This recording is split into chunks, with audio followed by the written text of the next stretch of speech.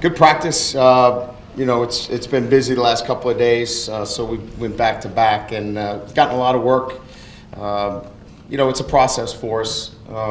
Offensively, it's a process of really, developing our quarterbacks and getting them comfortable in the offense and really just getting them to the point to where they and we feel like we can get to their comfort zone, right? So, we're right in the middle of it. I got a pretty good feeling that we're going to have a supporting cast for our quarterback. We're going to have some skill players. I think our offensive line and tight end play is going to be good. Just got to get the quarterback, developed to the point where, he's comfortable running our offense, and he will be. It's just going to take some time. Defensively, as you guys have observed, we're going to do a lot of different things, and we're focusing on some of our different packages right now that we need some work on, and a lot of that is sub personnel, but that's what we need a lot of work on right now. So, these are just different segments. They're not the whole offense or defense right now. They're just what we're going through right now. But I like our attention. I like the way our kids are competing, and we're just right in the middle of it right now. So it's hard for me to give you any kind of, definitive statements, one way or the other. So I'll be happy to answer questions. I think that's probably better. We see a lot of 4-3 in practice.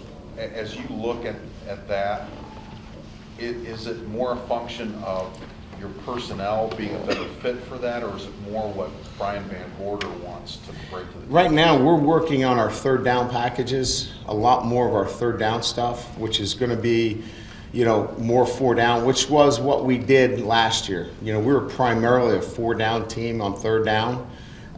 We're just spending more time on personnel packaging because we want to see who those guys are going to be that are going to give us a pass rush. So we're not doing a lot of first and second down defenses. All of my scripting and our practice schedule has been a lot of third down stuff. It's been a lot of situational. So it's just the way the practices have been set up. We haven't done a lot of first and 10. Today was the first day that we got into some first and 10, and we got a lot of stack today. We got a lot of 3 down.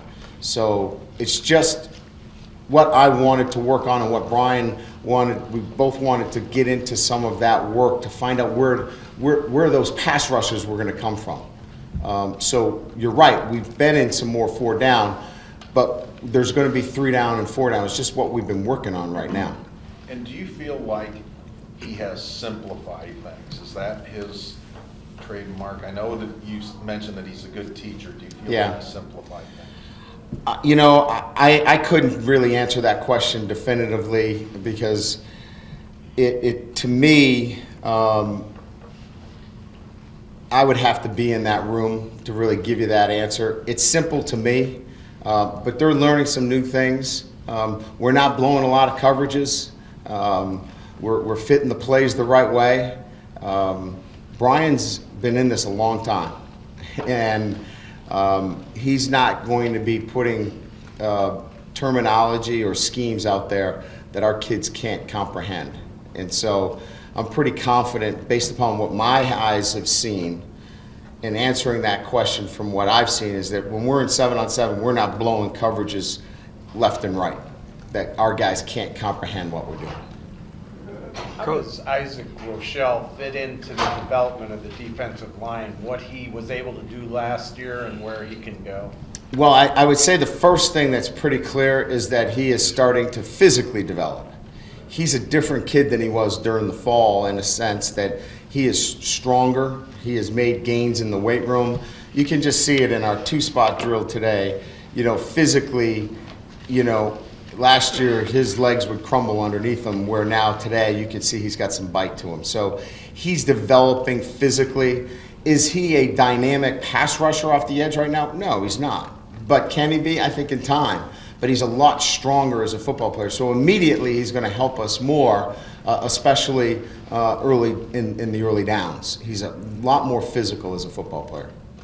Brian, what's your timetable as far as, you said the open competition for quarterback. When do you want to be able to say this is my quarterback? Well, I think it's just going to take time. It's always about finding, that consistency at that position. And it's just going to take some time. I don't have a timetable on it. I'll know when it's running the right way and it's smooth, and it's not there yet. It will be, but again, the one thing that I caution even our quarterbacks is that we're laying down installation. In other words, we're just laying plays in there. And when you just lay plays in on plays, you don't get a chance to work on one thing and get good at it, because you got to put another play in, another play in. And so that's why it looks scattered at times. But I have to remind them, we have to lay these plays down, this installation, so we have it in, so we can come back to it later and use it in our volume and in our library. And so that's kind of the frustrating part for me sometimes, because you look at it and go, oh, I wish I was just running 2 plays right now. It would be a whole lot better. The practices would look better, and I wouldn't go home with a migraine. But that's where we are at this point. So it's just going to take some time. Coach, how challenge is it having to go from right hand to left quarterback? Does that make it tougher? Play calling, you have to be thinking about some of the things relative to play action and sprinting out and doing some things, because obviously you don't want to put the lefty, moving to the right and vice versa. So, yeah, calling plays today for the first time, in a while, you have to be cognizant of who's in there and how you're moving from hash to hash. Coach, where do you think Everett's comfort level is after a couple weeks of practice now? His comfort level. What do you be more specific? I mean, mean, just readapting to the offense. Kind of finding timing with some of the guys after spending a year away. I don't think he's feeling comfortable yet. No, I mean, I think he's still, trying to find that. He doesn't have any of the guys. He doesn't have TJ. Daniels isn't here. All the guys that he had, a little bit of that timing with. He's working with all new guys, right? So he doesn't have any of that. So it's really like he's working with a whole new cast of characters in that sense. And so, Malik has more timing with some of these guys than he does, in a sense. So he's working through it. I wouldn't say he's frustrated at all. He's got a good grasp of what we're doing, but it's going to take some time. But what about the playbook and stuff? Is that pretty much? Oh, he's good. Yeah, he's got a great sense of what we're doing and how we're doing it. But he's been away for it a little bit. We got plenty of time. He's been fun to coach. He's I look for guys to be coachable. He's very coachable. Communicates well with me. He's extremely competitive. That's a good thing. Amir had some nice catches today. How did he maybe get past or compartmentalize some frustrations from last year and some? Yeah, I was asked that question before in terms of somebody asked me about him being frustrated, and he's just kind of going through the process of finding a home in a sense. Last year, didn't really get into a rhythm offensively, at running back, and then he was, playing a little bit of slot. Now he's playing full time at the receiver position. I think he's getting into, a consistent role, and I think that's very, very important for him, and it's helping a lot. And so I think for him, I think he feels a lot more comfortable. And some of the formations with the receivers, whether either like bunched or stacked or whatnot, what do you like about the situations that it gets those guys in?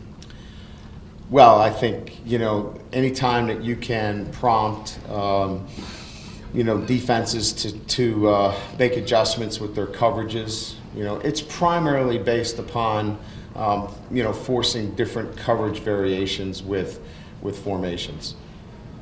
Brian, can you envision, or would you be comfortable with a 2-quarterback system to take advantage of Malik's? Obviously, he's got a much better grasp of the read option stuff that you do. Would you be comfortable with a situation like that? I'll do anything to win, and if I felt like, if we got to August and that was where we were, Tim, I'm all in. I can handle that. I mean, I think the ideal situation is one, but I think he certainly has, he definitely has shown himself ready to compete in some of those areas that you mentioned. I want to see him compete in all those areas, and he's done some really good things. You know, he's going to make it interesting. What has Andrew Trombetti done? He came out first unit there in the scrimmage situation. Pretty surprising there to put himself in that position. He's got a great motor, and he's got pretty good football instincts. So he has that, and he's got opportunity. You know, if we had you know, a little bit more depth at that position, we probably wouldn't be talking about him. So opportunity, and then he's got a really good motor and some really good football instincts. And he's physically mature enough to go in there and mix it up a little bit. I'd probably tap the brakes on the Andrew Trombetti you know, deal, because you know, he's a young kid, and generally what happens is that it catches up with him a little bit. He's done really well, but you know, it's a lot for him. There's a lot going on out there, but he showed really well early on for us. Has John Turner surprised you? I'll be surprised. I'll be surprised only if he doesn't take advantage of this opportunity, because he's been given a great opportunity here. We all knew about his physical ability. Now he's been given a chance that is an incredible opportunity. And we knew he had the ability to do it. Now he's been given the chance to do it. I don't know if he really had the chance last year, to be quite honest with you. Now he's been given the chance, so I'll be surprised if he doesn't take advantage of it. What's your read on Max through 5 practices here in terms of just his understanding of the defense, where he needs to be, getting guys lined up? Better each day. Better each day. Better grasped each day. You know, he's got a ways to go there. There's no question. But crazy, crazy, crazy ability. He can make a mistake and get himself out of it. And so, you know, I think I was asked the question before. You know, he's a guy that we just have to keep working with, but he's getting better. His knowledge base is was zero at what we're trying to do with him. So we feel like we can make the progress necessary that when we line up against Rice, that he'll be there. How has Chris Brown handled kind of increased? He's the veteran here without Daniels in the spring. How has he performed through the first 5 practices? He's been good. He's been good. I like his progress. Physically, he's stronger. I like what he's doing. I just want more out of all of them. That's just the way I am. I want a little bit more out of him. I need more out of CJ Procise. I guess the one guy that if I can talk about one guy of all the receivers, the guy that I'm pleased with the most is Corey Robinson. What's the, is that expanding his game? Of course, He does exactly what I ask him to do all the time. And he does it right. Now he may screw it up the first time, but you coach him, and he does it right the second time. I love that kid. How often can you say that about a player? I mean, how many guys on the team can you say that about? They try to do it right. They all try to do it right. He does it right the second time. I mean, he's fun to coach. Ryan, when we had a chance to talk to Malik yesterday, and he comes off as such a competitive guy, fearless guy, does that ever maybe get in his way a little bit? Does he ever push himself a little bit too hard and become too competitive? And what's the chemistry like with Everett and him? Is Everett trying to teach him, or is it too competitive to really do that at this point? No, they're good. They're good together. They like each other. Everett's not going to sit down and teach them the playbook, though. But they like each other. They get along very well. But it's not a Tommy Rees where Tommy Rees would sit down and teach Everett, the offense. We don't have that kind of situation. These are two competitive kids. Malik wants to beat out Everett. But it's a very positive kind of atmosphere. He's just a highly competitive kid, and he's extremely confident in his ability. Extremely. Sometimes I have to settle him down a little bit. But that's a good thing. I'd rather have that than somebody who doesn't think he can do it. So the dynamic is very positive. They're very good with each other. They help each other, but it's not one where they're gonna share notes and sit down and, hey, how can I help you beat me out? That's not happening. That's not happening.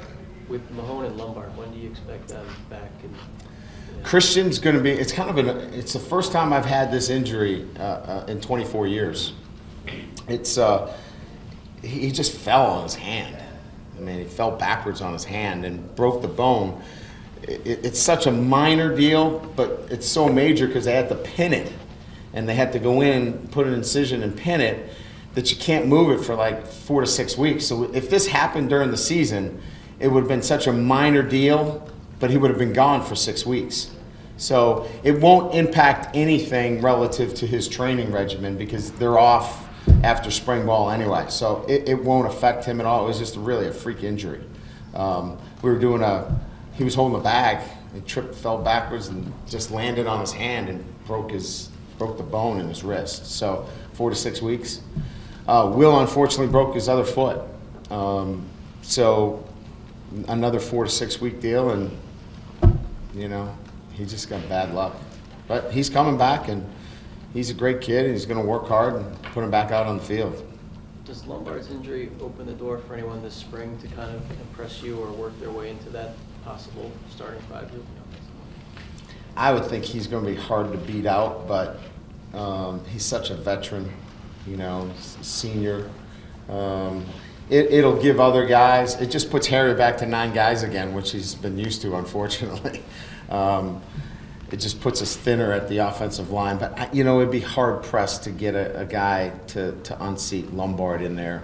He's such a tough guy to beat out with all his experience. Brian, what dimensions does Greg Bryant bring to your offense that maybe you haven't had or didn't have last year anyway? Power, just power. That word is very powerful. Turian is smooth.